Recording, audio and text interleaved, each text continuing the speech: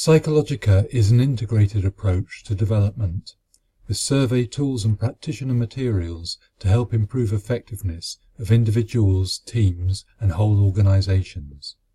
This video focuses on how to interpret and feed back output reports from the Psychologica Skills Spectrum survey tool, a strength-based approach to personal development.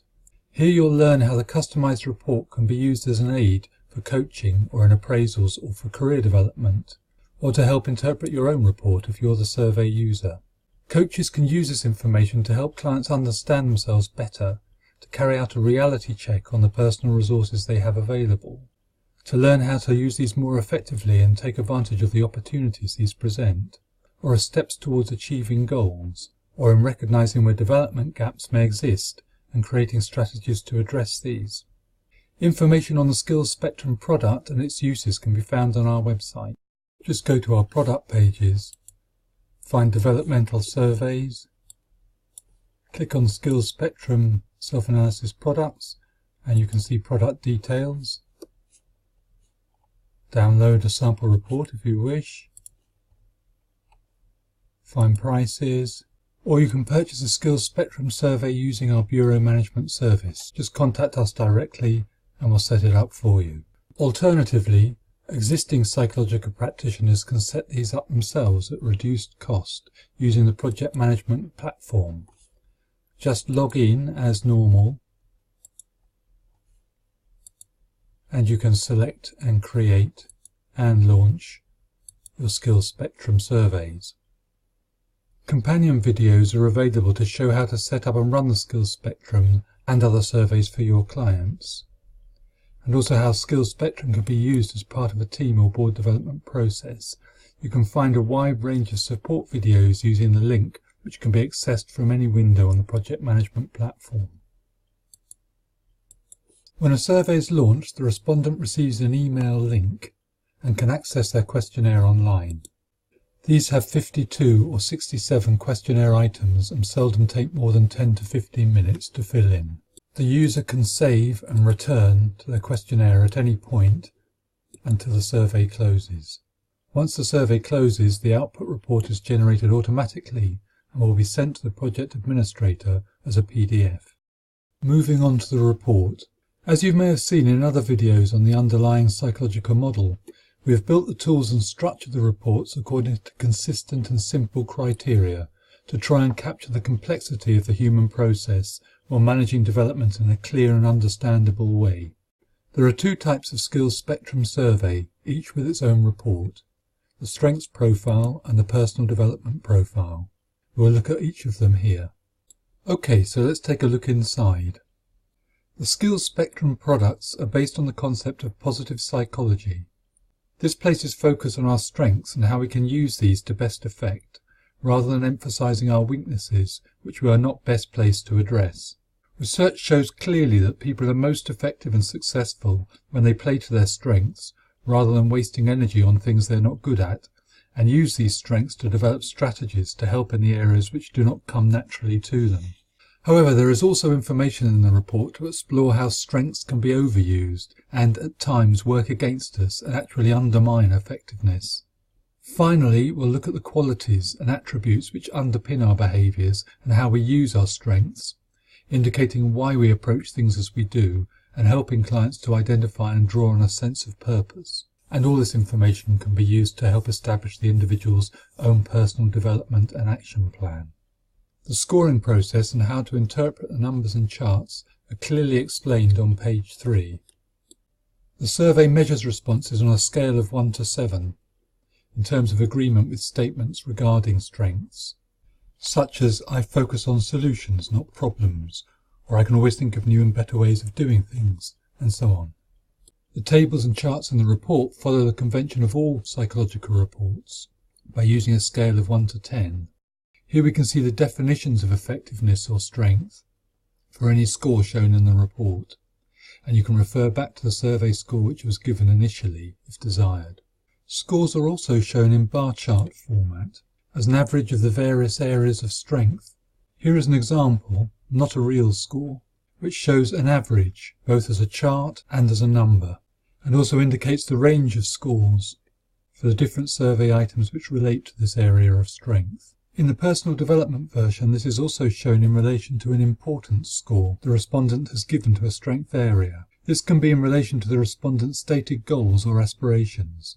The gap between these two scores provides additional information regarding development need or burnout skill, where a particular strength may not be needed or is perhaps an impediment with regard to the coaching or career objective.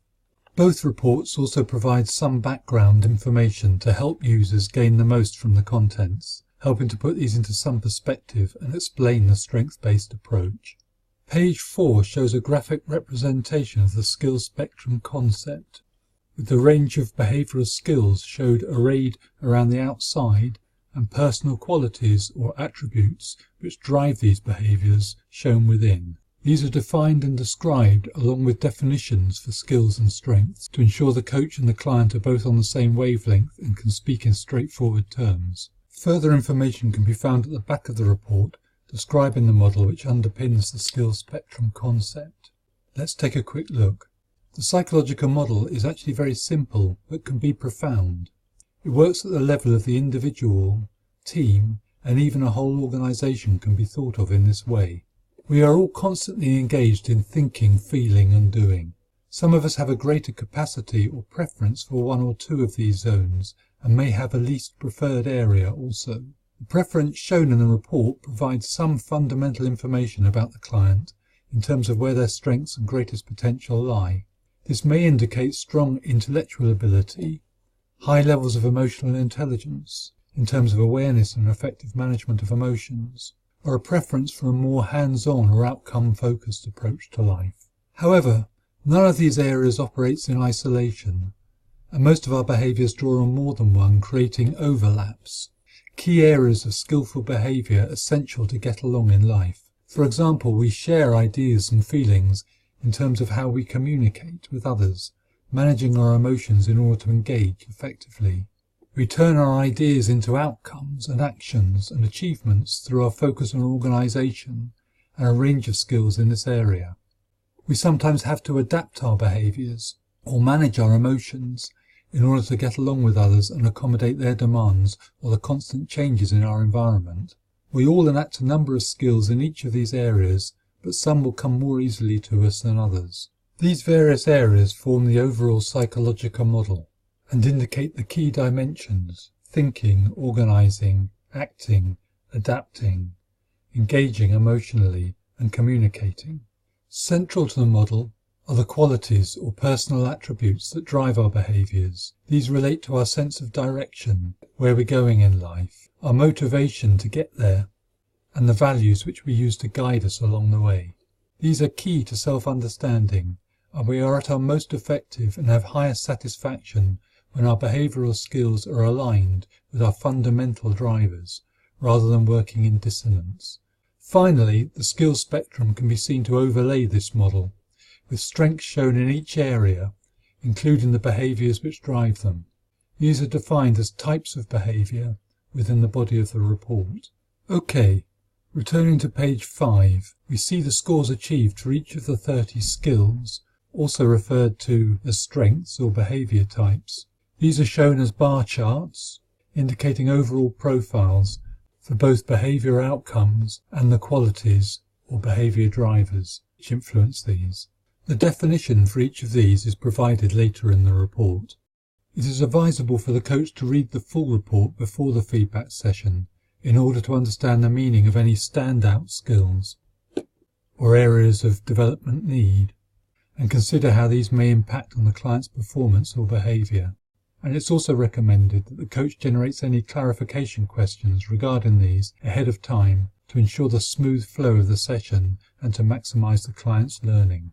You will recall from the introduction on page 3 that a score of 7 on this scale of 1 to 10 indicates strength. Anything above this suggests high level of capability, while scores below this may suggest some degree of development need, depending on the client's objectives. So, the profile is an overall snapshot of how the client sees themselves, and this is a good point at which to carry out a reality check regarding this big picture view. Does the client recognise him or herself from this profile?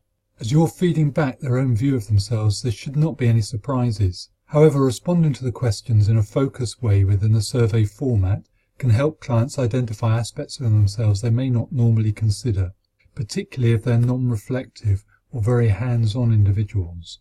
So this in itself is a useful process of analysis which can save a lot of time and allow more space for actual coaching. It is essential to remember that these are self-scores and don't include other people's assessments, such as in a 360 analysis. Therefore, they are highly subjective. If the client is providing consistently high or low scores in all areas, how realistic is this? Is there any evidence to support this view? Is this indicating a deeper self-belief which may be undermining the individual, or an unrealistic cognitive distortion? There is information on cognitive distortions and self-limiting beliefs, along with other support materials. Practitioners can check the PDF downloads using the resources link on the project management platform. If the client's self-assessment appears completely unrealistic, then a more objective measure may be more appropriate, such as a 360-degree analysis from our perspectives range. In any case, it's important to prime the client to be as honest and truthful as possible in completing the survey if they really want to benefit from this process. In this example, we have an individual who has given themselves a range of scores across the skill areas. This suggests a realistic self-appraisal, as most of us have a range of skills, but are unlikely to be either totally excellent or completely ineffective in all areas. The higher and lower scores are likely to be the most revealing in building a picture of the individual. High scores have been given regarding both divergent thinking, where a breadth of information is used to figure things out, and convergent thinking, where information is drawn together to reach some kind of conclusion or outcome. However, these are lower for research and for decisiveness, and lower still when we look at how thoughts are organized regarding achievable outcomes. This implies someone who's likely to be ideas-focused and also comfortable with change, but less interested in the details involved in actually delivering outcomes. This individual sees themselves as a people person, likely to get on with a wide range of individuals, building networks but also influencing others, rather than just going along with them. In fact, we see slightly lower scores for responsiveness and empathy and receptivity to the views of others. Moving down to the qualities or behaviour drivers, we see strengths in most aspects, indicating someone who's generally motivated, with real values and a sense of direction, though this is likely to be tinged with a sense of realism rather than unbridled optimism. However, there are interesting lower scores regarding a lack of competitiveness with others. Motivation for this individual appears to relate to their own criteria rather than what others may think or do. It's likely to be revealing to explore what these motivators may actually be, and also the impact of a lack of competitiveness on this individual's performance generally. Is it really a lack of concern with others, or possibly something deeper, such as avoiding competition due to a fear of failure? The low score on moralist is also interesting, particularly as this individual has high scores on other values, such as responsibility and humanitarianism. So this is not necessarily suggesting that this person lacks self-control, but may imply that they are unconcerned about how others perceive them, or do not feel rule-bound by society, possibly preferring to set their own rules and living by their own values. So, at this stage we're building a picture of the client's makeup and how they see themselves, testing theories which we may have formed about them and the consistency and likely realism of their own self-view, and the likely impact of this on their wider performance and lives. Using the analogy of the GROW coaching model, G-R-O-W, it's assumed that the goal, G, or coaching objective, has already been established within the sessions, and this part represents the reality check aspect, the R. The opportunities, O, are explored throughout the rest of the report, along with commitments to positive change, the W, or will. If using the PDP version of the skills spectrum, then the goal, the G aspect, is expanded in a bit more detail later within the report.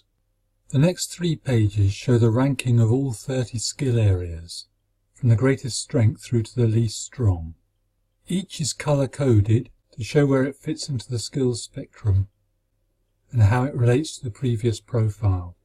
Each is defined in some detail, showing where and how it can be used to positive effect, as well as the dark side where overemphasis can actually work against effective outcomes. For example, harmonizers work effectively with others and collaborate to achieve shared or team outcomes. They seek consensus and are inclusive and accepting of people's differences. But, as people pleasers, they may accept less than ideal outcomes at times through a wish to avoid conflict or to hurt people's feelings. Alongside are shown the average score for this skill and the range of scores which make up that total, and also a reminder of the meaning of these scores in terms of how the individuals see themselves. Although very interesting, the point of ranking these skills is to see how well they stack up in relation to their client's stated objectives and the degree to which they support or possibly undermine this. So the coaching questions are around how can assets be used to greater benefit and how can liabilities be managed effectively. A well-balanced response to the survey is likely to show real strengths in the first box, intermediate skills in the second, larger box, and areas of possible challenge in the last box. However, it's possible that an individual provides a similar score for most or all of their skill areas, and does not follow this pattern. So it's important to check the average scores to identify the different rankings. Just because one skill is above another in the list does not necessarily rank it as a greater strength if the actual scores are the same. So you must check to see where the breaks occur, and it can be helpful to draw lines on the report to show where these breaks take place. Here we see that the first 9 skills are all ranked with equivalent strength. It's interesting to check for any patterns in the skill mix. Do these fall into particular areas or zones, or are they just random? In this example, these include a couple of social skills, a couple of thinking skills, 2 motivators, and 2 values. What are these saying about this individual's unique skill mix? Putting these together implies a self-starter with plenty of energy, who thinks things through and comes up with ideas. They see themselves as getting on with others, being able to influence them around their way of thinking, while maintaining an ethical and responsible stance. This is likely to replicate the theory we tested at the profile stage, but with a bit more detail. Just focusing on the major strengths, how does this fit with the client's coaching objectives? Does the skill mix match their current role? Are they really playing to their strengths? What questions does this raise for further exploration? How might this mix explain issues the individual may be facing, such as a lack of satisfaction in their career, and so on? Similar conversations can be had regarding the mid-range scores, but of more interest are the areas of lower strength and the significance of these. As we've pointed out already, these are self-assessed, and for particularly meaningful outcomes it can be helpful to seek some evidence from the client. Following are some standard questions for the client to consider, which we've already addressed to some extent, and some workbook-style responses to help dig a bit deeper. These can be used as homework between coaching sessions if appropriate. The next couple of pages look at personal qualities in the context of some big coaching questions around sense of purpose. Some coaches may prefer to use this as a starting place before getting into the skills in order to set the scene and agree the initial objectives for the coaching relationship.